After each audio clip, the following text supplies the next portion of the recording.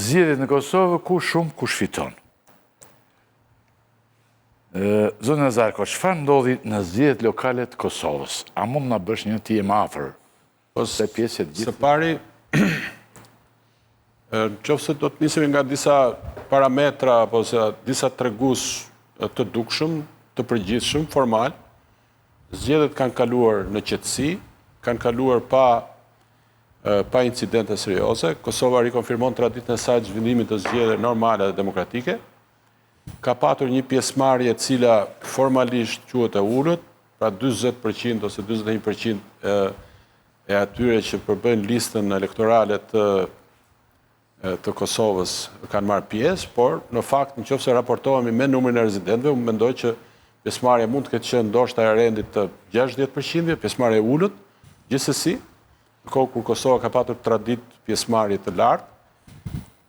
Këto përsa i përket atyre treguesve formal dhe të dukshëm, ashtu siç mund të shtojmë këtu edhe një tregues tjetër që është rikthimi i serbëve në jetën institucionale të Kosovës, pjesëmarrja e tyre rikthimi i tyre. Po, i përshëndetje Vučići. I përshëndetje Vučići dhe Vučići konsideron pjesëmarrjen e tyre, rikonfirmimin e listës serbe si një lloj fitore që mund ta përdorë për konsum të brendshëm. Vučići vetë është në vështirësi për shkak të protestave të vazhdueshme. Pra këto ishin treguesit formal. Pikpamje pastaj të numrave të cilët nuk kanë marrë ende formën përfundimtare, duket sikur vetëvendosja është duke konfirmuar trendi rënës, prirjen rënëse të saj. Ky është treguesi i parë që rezulton nga nëse ta konsiderojmë Kosovën si një zonë të vetme elektorale. Kemi në dukje një lloj përforcimi apo rritje të PDK-s dhe kemi ndërkohë gara apo cilat komuna kanë përfunduar Nazarko?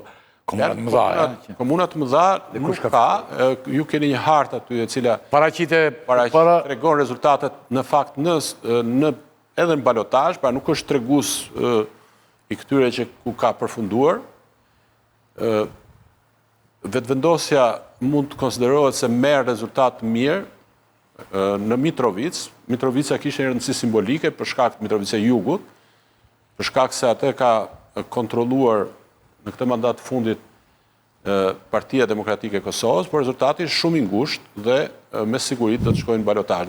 Gjithçka po diskutohet, po debatohet për atë nëse edhe në këtë raund të parë a prin vetëvendosja në garën e balotazhit Mitrovic, pra Mitrovica e Jugut, apo prin Partia Demokratike e Kosovës. Për hir të vërtetës çështja e rezultateve të balotazhit krijoi një lloj polemike shtesë në Kosovë, për shkak se ka patur disa exit poll të cilët e kanë paraqitur Mitrovicën e Jugut si të fituar nga PDK-ja që në raundin e parë. Dhe këtu ka patur 2 exit poll nga 2 kompani, njëra e drejtuar e përfaqësuar nga zoti Haxhiu, po u kontestua.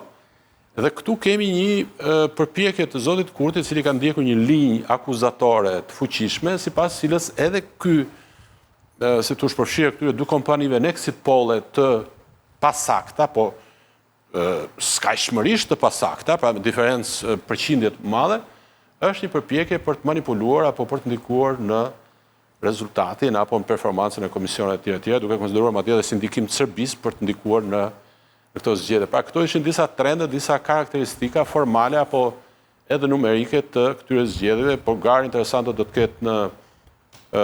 ketë në Prishtinë, ku kryetari ekzistuesi i komunës që është Përparim Rama, një figurë që është përfaqëson LDK-n, por megjithatë ka ruajtur një lloj profili të pavarur, siç si Florian Binaj, po themi, i Partisë Demokratike, pra nuk ka kandiduar, madje në fillim ai pritet të kandidonte me vetëvendosjen, por pastaj e mori LDK-ja. Është garë interesante, po ashtu edhe në Pejë kemi që është qytet i madh, gjithashtu i konsiderueshëm, kemi një balotazh dhe ku kryetari i LDK-s gjithashtu sfidohet, por është në avantazh. Kemi edhe Prizren, gjithashtu është qytet i madh dhe që gjithashtu kemi balotazh, por PDK-ja është pozita më të mirë. Vetmi rezultat i cili ndoshta mund të konfirmohet si i sigurt është Gjilani, që është gjithashtu një qytet i madh ose një bashki, një komunë e madhe, ku vetëvendosja tregon rezultat mirë. Pra Gjilani mund të konsiderohet nga këto komunet e mëdha si një komunë në cilën vetëvendosja tregon qëndrueshmërinë e rezultateve, kurse ato ku ka fituar janë të vogla, pra Kamenica, ndoshta në do i vend tjetër. Ndërkohë që lista serbe është konfirmuar në 10 nga këto komuna të cilat janë me shumicë po themi të banuar apo ku jetojnë minoritetet, në 9 ajo është rikthyer të komandojë dhe vetëm në një prej tyre është në balotazh. Pra këto janë treguesit e këtyre zgjedhjeve. Por i kena një gjë përshtuar se nuk dorim shkurtu nga që edhe deputeti Guxo, me gjithë të emër partie, që ti ma paraqitë morë. Nuk guxoj. Është qartë, të ndihem fajtorën për këtë që Guxova të afrojë një të Guxove të afrojnë nga partia Guxo, dhe ai nuk guxon në fund. Nuk guxon dalë. Ndoshta e ka parë. Guxojmë me që jemi, po. Ai nuk guxon, po ti edhe i shkruaj njërë. Mund të guxosh i thuaj. Po tani e mora vesh që ai s'po guxon. Tani e mora vesh që ai s'po guxon. Jo mos ka ndodhur njërë kjo gjë, ndaj po them. Dhe unë kisha mutrisja këtë donja. Këta zgjedhje ka një rëndësi jashtë Kosovës për vetë terrenin shqiptar të politikës dhe të zgjedhjeve si bëhen në Shqipëri. Edhe këtë radhë është për të marrë shembull nga Kosova me një strukturim serioz. Ja doli se pa luftra. A themi Farit, a futim edhe pa dyshime. Ke drejt shumë, po ta futim zotin Kraki se doli. Duket ishte dhe gabimi ju në këj pak, a i vënua vetëm një minutësh. Jo në i thamë deri në 10, zotin Krakin e thamë 10 deri në 10:15 dhe ti e në regullë, do shta e në regullë ti dhe si jemi ne shumë në regullë. Se këtu nuk është se jemi të gjithë në regullë. Jo, kam kuptu në 10 dhe gjysë, po isha një emision këtu live dhe tash jam në studio të televizionit të Prishtinë. Tani unë dua fare shkurt për në favorin tuaj, se ju jeni me vetëvendosjen, i përkisë një forse tjetër politike, por jeni me vetëvendosjen, dhe që rezultate ka folin Azarkua, që rezultate kanë prodhuar zgjedhjet lokale në favorin tuaj? Sepse ka interpretime që janë zhgënjyse për vetëvendosjen. Jo, përshëndetje juve dhe të ftuarve aty. Së pari po, jam deputet i Partisë Guxon, po atë të listës madhe me vetëvendosjen, dhe i përkas kampit fitues të zgjedhjeve të fundit nacionale këtu në Kosovë.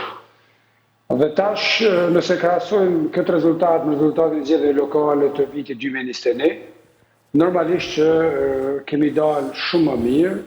Tash i kemi 4 qytete që janë fitu pa balotazh, dhe në 11 të tjera jemi në garë, dhe nga ato 11 në minimumi 6 nga to jemi favorit. Kështu që rezultati është i mirë, sidomos gjasat absolutisht reale që ta fitoj Mitrovicën, t'ja marrin PDK-s Mitrovicën, t'ja marrin BDK-s Pejën dhe Prishtinën, që janë vende, po ndoj qytete strategjike më rëndësi, sidomos Mitrovica dhe Prishtina.